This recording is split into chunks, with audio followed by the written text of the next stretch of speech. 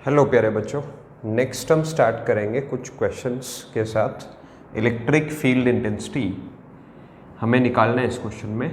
ओ point पर आपको given situation कुछ ऐसे है कि ये एक सेमी इनफाइनाइट वायर है जो ऊपर की तरफ इन्फिनिटी तक जा रही है, और ये इधर भी एक सेमी इनफाइनाइट वायर है जो इस तरफ इन्फिनिटी की तरफ जा रही है, और ये यहाँ से लेकर के यहाँ तक आपको एक सर्कुलर आर्क का पार्ट गिवन है, ऐसे क्वार्टर आर्क आपको गिवन है, और आपको net electric field intensity O point पर निकाल करके दिखाना है। तो इस क्वेश्चन को हम लोग स्टार्ट करते हैं। ऐसे क्वेश्चंस को करने के लिए आप क्या करें, सबसे पहले जो आपका क्वेश्चन को सॉल्व करने का तरीका होना चाहिए वो कुछ इस तरीके से होना चाहिए कि मान लीजिए सबसे पहले मैं आपके लिए सॉल्व करूँगा वायर 1 को, फिर हम वायर 2 को सॉल्व करेंगे, और फिर हम मान लीजिए इस रिंग के पोर्शन को सॉल्व करेंगे। तो जैसा कि हम देख पा रहे हैं वायर 1 की बात करेंगे। वायर 1 को हम यहाँ एक्सप्लेन करेंगे, यहाँ समझेंगे कि वायर 1 का सिचुएशन हमें कैसे गिवन है। तो वायर 1 का जो सिचुएशन है वो इस तरीके से गिवन है कि वो इस तरफ इन्फिनिटी तक जा रही है, और ये एंड जो है वो फिक्स्ड है, और आपको जो इलेक्ट्रिक फील्ड इंटेंसिटी निकालनी है वो इस पॉइंट पर निकालनी है, जो कि वायर से कितनी दूरी पर है, वायर से r दूरी पर आपको गिवन है। तो आप इसको समझ सकते हैं। और एक चीज़ एडिशनल मैं बोल देता हूँ आपको कि इसमें जो वायर्स का जो डेंसिटी गिवन है आपको, charge density, that is lambda coulomb per metre. Again it's lambda coulomb per metre, again it's lambda coulomb per metre. ये इस तरीके से आपको गिवन है। तो ये वायर 1 हम लोगों ने लिया, इसका चार्ज डेंसिटी कितना है भाई, लैम्डा कूलम पर मीटर। तो हम लोग जानते हैं कि इसके कारण क्या होंगे, 2 कंपोनेंट आएंगे इलेक्ट्रिक फील्ड के। एक ये वाला कंपोनेंट ऑफ इलेक्ट्रिक फील्ड जो कि क्या है, परपेंडिकुलर है। किसके परपेंडिकुलर है, वो वायर या रोड के परपेंडिकुलर है। एक कौन सा इलेक्ट्रिक फील्ड, एक इलेक्ट्रिक फील्ड का वो कंपोनेंट जो क्या है, पैरेलल है। किसके पैरेलल है जी, वो आपका वायर या रोड के पैरेलल है। अब आपको सबसे पहली चीज़ ये पता होना चाहिए कि जो परपेंडिकुलर कंपोनेंट है उसका फॉर्मूला क्या होगा। फॉर्मूला कैसे लिखेंगे, दैट इज के लैम्डा बाई कितना, आर इनटू क्या लिखेंगे सबसे पहले, sine theta 1 plus sine theta 2। Perpendicular component का फॉर्मूला आपके पास है। फिर इसके बाद क्या लिखेंगे आप, पैरेलल कंपोनेंट जो कि कितना है, दैट इज के लैम्डा बाई आर इनटू क्या, कोस थीटा 2 माइनस कितना, कोस थीटा 1। सब लोग जान पा रहे हैं। इस तरीके से क्या आ जाएंगे हमारे पास, परपेंडिकुलर और पैरेलल कंपोनेंट आ जाएंगे। तो वायर 1 के कारण जो इलेक्ट्रिक फील्ड इंटेंसिटी होगा वो कुछ इस तरीके से होगा। और अब अगर हम यहाँ थीटा 1 और थीटा 2 का जिक्र करें तो आप सिंपली इस क्वेश्चन में देख सकते हैं कि थीटा 1 किसका था, ऊपर वाले सिरे का एंगल होता है। तो थीटा 1 अपना इस क्वेश्चन में कितना हो गया, that approaches to 90 degree, and how much theta 2, that is 0 degree. तो आप यहाँ वैल्यूज़ रख सकते हैं, यहाँ वैल्यूज़ रख करके आपका आंसर आएगा। तो ई परपेंडिकुलर के लिए अगर आप इसको सॉल्व करें तो आपका आंसर क्या आएगा, दैट इज के लैम्डा बाय आर इनटू क्या करेंगे, साइन 90 जो कि कितना हो जाएगा 1 प्लस कितना, साइन 0।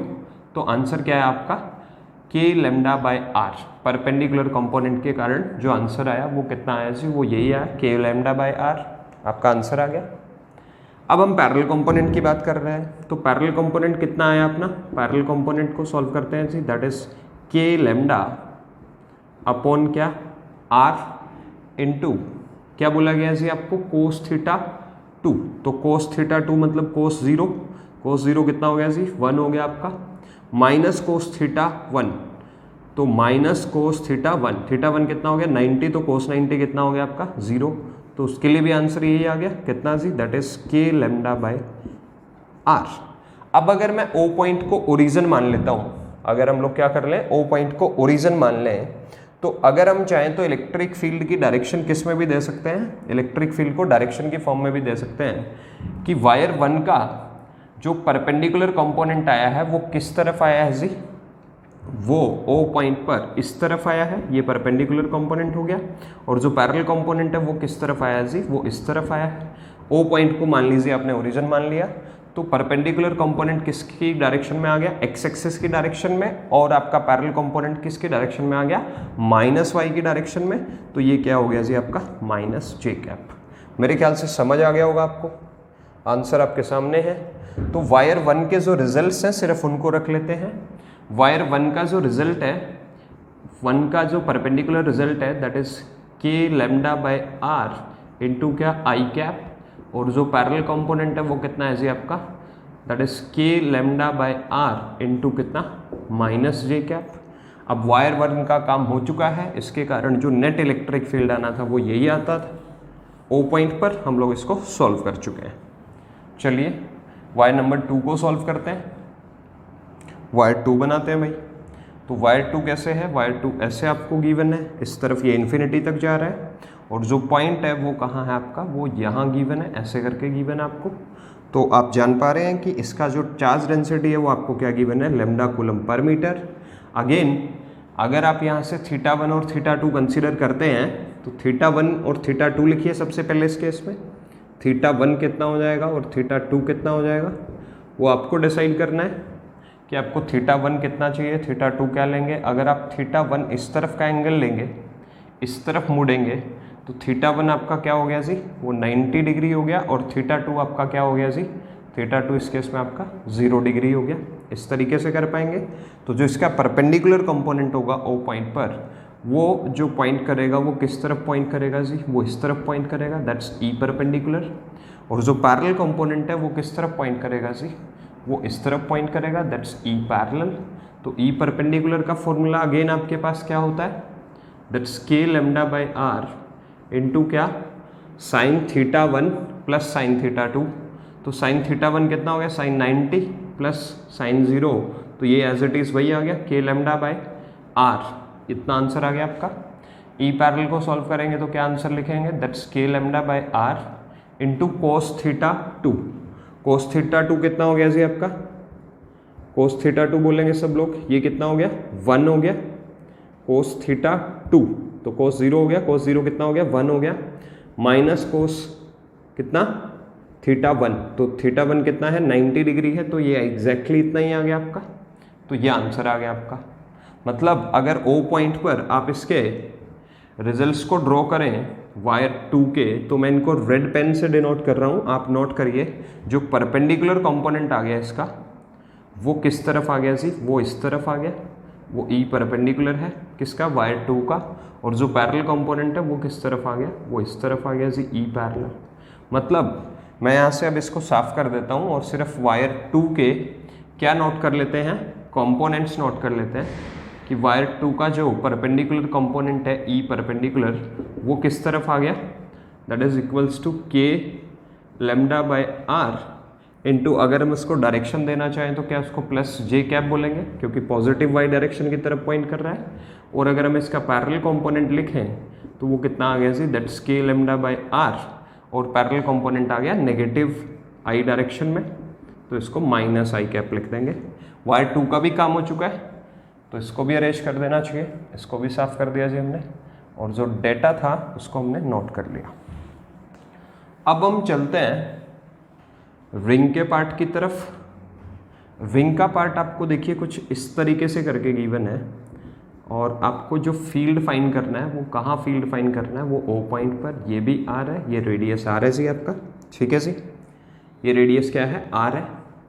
अब इसके कारण क्या है कि आपको इलेक्ट्रिक फील्ड फाइंड करना है, किस तरफ फाइंड करना है, परपेंडिकुलर कंपोनेंट भी और पैरेलल कंपोनेंट भी। तो आप नोट करिए इस चीज़ को कि अब हम किसके कारण सॉल्व करेंगे, रिंग के कारण सॉल्व करेंगे। तो रिंग के कारण अब आप कैसे सॉल्व करेंगे, इसके कारण जो आपका कंपोनेंट आएगा, अब आप एक चीज़ नोट करिए रिंग को सॉल्व करने से पहले कि जो आपका नेट आंसर आया वायर 1 के कारण वो ये है, वायर 2 के कारण जो है वो ये है। अब हम इसको भी वायर की ही संज्ञा दे सकते हैं, इसमें कोई खास बात नहीं है। तो इसका भी हम लोग क्या कर लेते हैं, देखिए इसको सॉल्व करने के लिए आपको डिपेंड करता है कि आपने थीटा कंसीडर किया कहाँ से है। अब आप नोट करिए इस क्वेश्चन में कि मान लीजिए मैं ऐसा करता हूँ, मान लीजिए मैं ऐसा सॉल्व करता हूँ इसको इस तरीके से, इस तरीके से सॉल्व करता हूँ कि मैंने क्या किया, यहाँ पर थीटा पर जाकर के क्या लिया, एक डी थीटा का एलिमेंट लिया, ये स्मॉल सा एलिमेंट लिया, ये स्मॉल सा एलिमेंट, और इसके कारण जो इलेक्ट्रिक फील्ड आया ओ पॉइंट पर, ये ओ पॉइंट आपका, तो इलेक्ट्रिक फील्ड, स्मॉल सा इलेक्ट्रिक फील्ड इधर आएगा। आप समझ सकते हैं क्या कर रहे हैं सर आपका, और आप इसको आगे बढ़ा लीजिए, आगे बढ़ा लिया आपने इसको। तो अगर ये थीटा एंगल है तो ये एंगल भी थीटा रहेगा आपका किसी भी इंस्टेंट पे। तो जो आपका इस तरफ का कंपोनेंट होगा वो किस तरफ कितना होगा जी, that will be written as d e cos of theta, और इस तरफ का जो कंपोनेंट होगा स्मॉल इलेक्ट्रिक फील्ड का वो कितना होगा जी, वो डी ई क्या होगा, साइन थीटा। आप इसमें नोट करें आपने थीटा कहाँ से लिया है, मैं इसका उल्टा भी कर सकता था यहाँ, मैं आपको ये भी बोल सकता था कि मैंने थीटा इधर से जाकर के यहाँ डी थीटा लिया है, तो कंपोनेंट्स चेंज हो जाएंगे। And it is very much important to know कि आपने थीटा लिया कहाँ से है। आप इस चीज़ को नोट करिए। तो जो डी ई कोस थीटा है, क्या मैं उसको बोल सकता हूँ कि that is the field along the x axis, और जो डी ई साइन थीटा है that is the field along the y axis. तो अब आपको क्या करना है, अब अगर आपको नेट फील्ड किसके अलोंग फाइंड करना है, ई एक्स के एक्स एक्सिस के अलोंग फाइंड करना है, तो आपको क्या करना होगा, इंटीग्रेट डी ई क्या कोस थीटा। और अब अगर आपको वाई एक्सिस के अलोंग क्या करना है, नेट फील्ड फाइंड करना है, तो आप कैसे करेंगे इसको, that is integration D E क्या साइन थीटा, इस तरीके से सॉल्व करेंगे। अब आपको डिपेंड करता है कि आपने थीटा कहाँ से लिया है, तो थीटा आपने कहाँ से लिया है जी, यहाँ से लिया है, यहाँ से लिया आपने, तो आपको इंटीग्रेट करना है, आपको इस सेगमेंट को यहाँ से लेकर यहाँ तक, मतलब 0 से 90 तक आपको इसको क्या करना है, इंटीग्रेट करना है। थीटा आपने वहाँ से लिया है, नोट करिए आप इस चीज़ को। तो 0 से क्या लिख देंगे आप इसको, π/2, 0 से क्या लिख देंगे आप इसको, अगेन π/2 लिख देंगे। तो आपको इसको इंटीग्रेट करना है। तो सब लोग जानते हैं कि एक्स एक्सिस के अलोंग जो आंसर आएगा वो डी ई कितना है आपका, सबसे पहले आप इसको नोट करिए। मैं इसको अब आपको ज़्यादा लंबा नहीं खींच सकता क्योंकि ये सब मैं आपको पहले करवा चुका हूँ, तो आप इसको नोट करिए। जब आप ऐसा करेंगे तो जो बाहर वैल्यूज़ आएंगी वो क्या आएंगी जी, वो आएंगी k λ/r, ये यही आ जाएगा। अब आप समझ सकते हैं कि कोस थीटा का इंटीग्रेशन क्या रहेगा, साइन थीटा। तो साइन थीटा के अंदर लिमिट्स पुट कर लेते हैं। तो साइन थीटा का अपर लिमिट कितना हो गया, साइन π/2 माइनस कितना, साइन 0, ये सॉल्व होकर के आ जाएगा। वाई एक्सिस के अलोंग कितना आएगा, नोट कर लेते हैं, वाई एक्सिस के अलोंग कितना आएगा अपना, that would become out, D E के ज़्यादा लंबा नहीं खींचते हुए, k λ/r। अगेन जब आप क्या करेंगे, अगेन अगर आप क्या करेंगे, इस चीज़ को इंटीग्रेट करेंगे, यहाँ इस चीज़ को इंटीग्रेट करेंगे, तो आपका साइन थीटा का इंटीग्रेशन क्या आ जाएगा जी, माइनस कोस थीटा आ जाएगा, माइनस कोस थीटा। मान लीजिए आपने माइनस साइन को बाहर निकाल लिया है। अगेन आप लिमिट पुट करेंगे तो कोस थीटा के अंदर आपको क्या करना है, upper limit minus lower limit, तो कोस π/2 माइनस कितना, कोस 0 हो जाएगा ये चीज़ सॉल्व हो करके। तो एक्स एक्सिस के अलोंग जो आंसर आएगा वो कितना आया जी, दैट वुड बिकम कितना, सब लोग बोलेंगे that's k λ/r into sine 90 कितना हो गया, ये 1 हो गया, यही आ गया जी सोल्व हो करके। अगेन वाई एक्सिस के अलोंग नोट करते हैं कितना आया, इसको नोट करेंगे सब लोग। तो अगर इसको नोट करेंगे तो माइनस साइन को क्या कर लेते हैं, अंदर मल्टीप्लाई कर लेते हैं।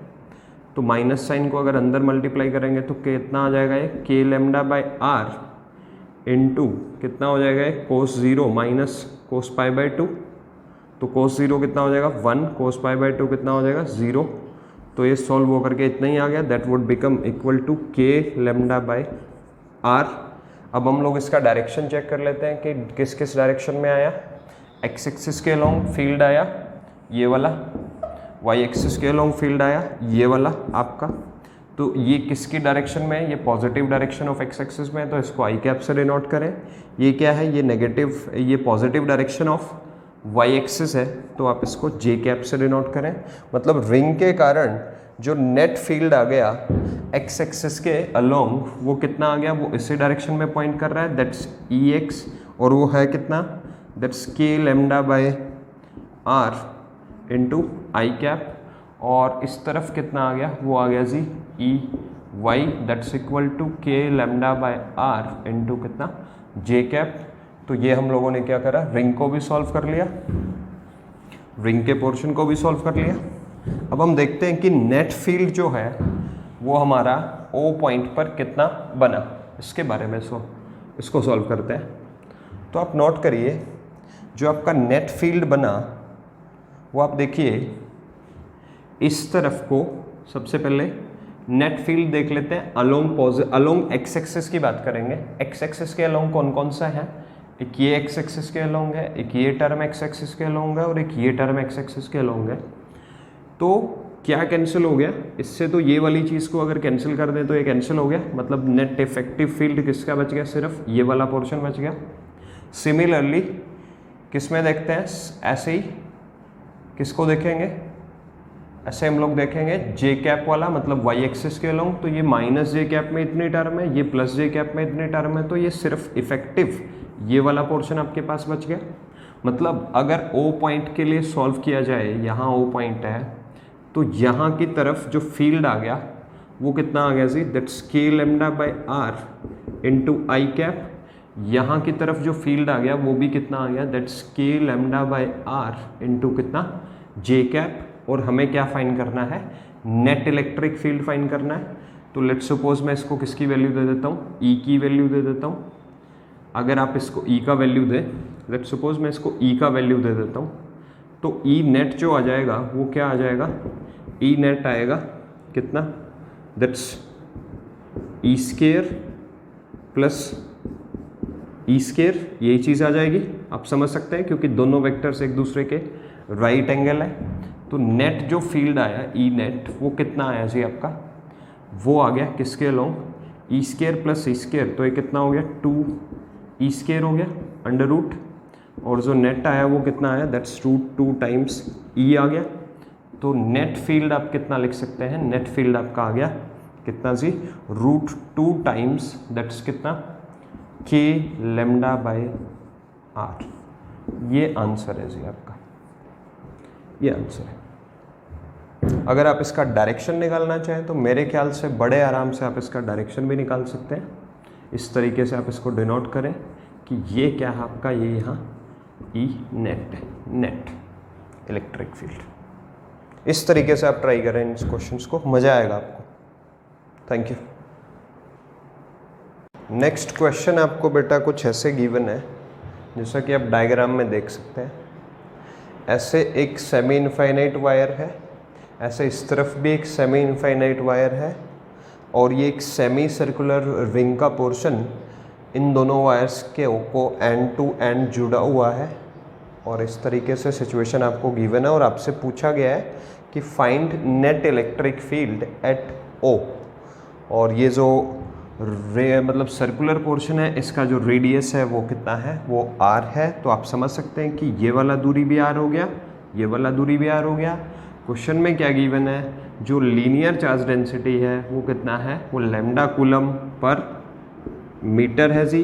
ये लैम्डा कूलम पर मीटर आपको गिवन है। और आपको क्या फाइंड करना है, आपको O पॉइंट पर नेट इलेक्ट्रिक फील्ड इंटेंसिटी क्या करना है, फाइंड करना है। अब मैं आपको इस क्वेश्चन में उतना देर नहीं लगाऊंगा जितना मैंने इस तरह के पिछले क्वेश्चन में देर लगाया था। आपको बिल्कुल ढंग से एक एक स्टेप सॉल्व करके दिखाया था। अब अगर मैं चाहूँ तो इसको फिर वही 3 सेगमेंट्स में तोड़ लेंगे, 1 सेगमेंट, 2 सेगमेंट और ये तीसरा सेगमेंट हो गया जी आपका।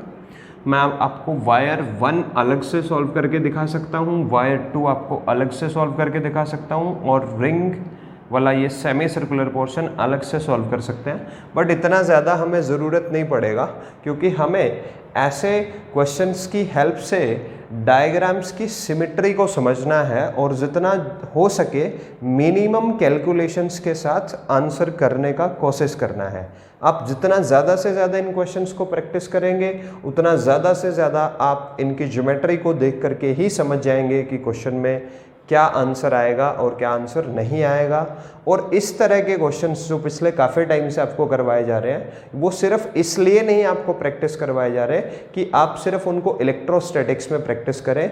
इसी तरह के कुछ फॉर्मूलाज के ऊपर बेस्ड इसी तरह के कुछ सेगमेंट के क्वेश्चन आपको मैग्नेटिज्म में भी बहुत सारे करने हैं, तो आप इन क्वेश्चंस को इस तरीके से प्रैक्टिस करें कि आपको एक टूल की तरह इनको सीखना है, ताकि जब आप थोड़े टाइम बाद, महीने 1.5-2 महीने बाद जब आप मैग्नेटिज्म में घुसेंगे तो आपको ज़्यादा प्रॉब्लम ना आए। इस तरीके से आप इन क्वेश्चंस को प्रैक्टिस करें, और जितनी ज़्यादा से ज़्यादा संख्या में आप क्वेश्चंस प्रैक्टिस करेंगे उतना ज़्यादा आपको क्लैरिटी आएगा। सबसे पहले अगर मैं अब यहाँ क्वेश्चन में प्रोसीड अगर करें हम, तो अगर मैं ओ पॉइंट को क्या मान लेता हूँ, आपका ओरिजिन मान लेता हूँ, और ऐसा मान लेते हैं कि ये आपका वाई एक्सिस है और ये जो रेड लाइन डिनोट कर रखी है आपको, ये आपका क्या है जी, लेट्स सपोज ये आपका एक्स एक्सिस है, ऐसा मान लेते हैं, ठीक है जी।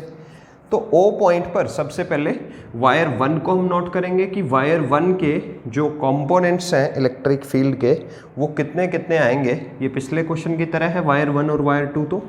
तो वायर 1 के कारण जो नेट इलेक्ट्रिक फील्ड होगा ओ पॉइंट पर, उसका जो परपेंडिकुलर कंपोनेंट है बेटे वो किस तरफ होगा, वो इस तरफ होगा। उसका आंसर मेरे ख्याल से सब लोगों को याद हो जाना चाहिए, मेरे ख्याल से तो याद हो जाना चाहिए, वैसे अगर नहीं हो रहा है तो 1-2 क्वेश्चन और प्रैक्टिस करें, आपको याद हो जाएगा ऐसा। वायर 1 का जो पैरेलल कंपोनेंट है वो किस तरफ में पॉइंट करेगा बेटा, वो आपका ई पैरेलल 1 हो गया। मैं इनके ऊपर 1-1 लिखता रहूँगा ताकि आपको समझ आ जाए कौन 1 का है कौन 2 का है। ऐसे समझ में आ रहा होगा आपको कौन किस तरफ पॉइंट कर रहा है, कौन किस तरफ पॉइंट कर रहा है।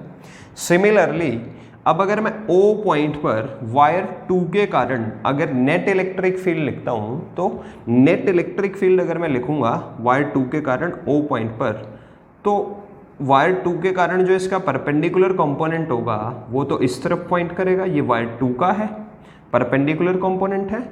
और जो पैरेलल कंपोनेंट होगा वो किस तरफ पॉइंट करेगा जी, वो नीचे की तरफ ही पॉइंट करेगा। तो ये कितना हो गया, ये ई पैरेलल ऑफ 2 हो गया नीचे की तरफ। ये 2 चीज़ें आ चुकी हैं, आप नोट करें इसको।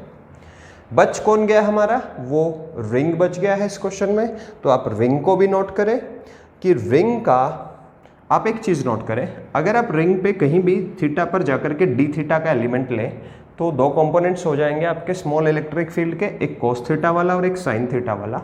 आप सिमेट्री ऑफ सर्कुलर पोर्शन से ये समझ सकते हैं कि कौन से कंपोनेंट्स एक दूसरे को कैंसिल कर रहे हैं और कौन से कंपोनेंट्स क्या हो रहे हैं, जुड़ रहे हैं। तो आप देख पाएंगे कि जो इस तरफ मतलब अलोंग एक्स एक्सिस जो भी कंपोनेंट आएंगे वट एवर दे आर, आप उनको साइन थीटा वाले भी बोल सकते हैं, कोस थीटा वाले भी। बस मैं आपको इस क्वेश्चन में इतना ही बोलूँगा कि जो एक्स एक्सिस के अलोंग कंपोनेंट्स आएंगे सर्कुलर पोर्शन के कारण, वो एक दूसरे को पेयर्स में कैंसिल कर देंगे जैसे ही हम सर्कुलर पोर्शन पे एलिमेंट का लोकेशन चेंज कर देंगे, मतलब इस तरफ से इस तरफ करेंगे, तो वो कंपोनेंट्स जो एक्स एक्सिस के अलोंग आएंगे वो एक दूसरे को पेयर्स में कैंसिल कर देंगे। और इस रिंग वाले सेमी सर्कुलर पोर्शन के कारण जो नेट इलेक्ट्रिक फील्ड आएगा वो किस दिशा में आएगा, वो वाई डायरेक्शन में आएगा। तो ये क्या हो गया जी, ये ई ड्यू टू क्या लिख सकता हूँ मैं, इसको रिंग लिखूंगा। और वो जो आएगा वो किसके इक्वल आएगा, वो आपका ये E1 parallel plus E2 parallel के सम के बराबर आएगा। ई रिंग जो आएगा इसमें मैं बता देता हूँ आपको, ई रिंग जो आएगा वो क्या आएगा, that is equal to the sum of E1 parallel component plus E2 parallel component. ये मैग्नीट्यूड वाइज ये चीज़ें क्या होंगी, बराबर होंगी। मैं पहले ही बता चुका हूँ, रिंग के कारण जो कंपोनेंट्स उसके एक्स एक्सिस पर आएंगे वो आपको इस क्वेश्चन की ज्योमेट्री से समझ में आने चाहिए। और इस तरीके से अपना जो नेट इलेक्ट्रिक फील्ड आएगा, नेट इलेक्ट्रिक फील्ड आएगा वो क्या आएगा जी, net electric field at O is equals to 0 आएगा। आप चाहें इसको कैलकुलेट कर सकते हैं, मैं भी चाहता तो आपका बहुत सारा टाइम यहाँ वेस्ट कर सकता था, इसको बहुत लंबे मेथड से सॉल्व कर सकता था। पहले वायर 1 को अलग से सॉल्व करता, वायर 2 को अलग से करता, फिर अगेन इस रिंग को करता। पर मेरे को आपको समझाने का बस यही मतलब था कि आप देखिए कौन किसके अलोंग आ रहा है, कौन किसके अलोंग आ रहा है, कौन किसके अलोंग आ रहा है। अब आप यहाँ देख सकते हैं कि सर आपने एक्स एक्सिस के अलोंग वाले कंपोनेंट का तो यहाँ जिक्र ही नहीं किया।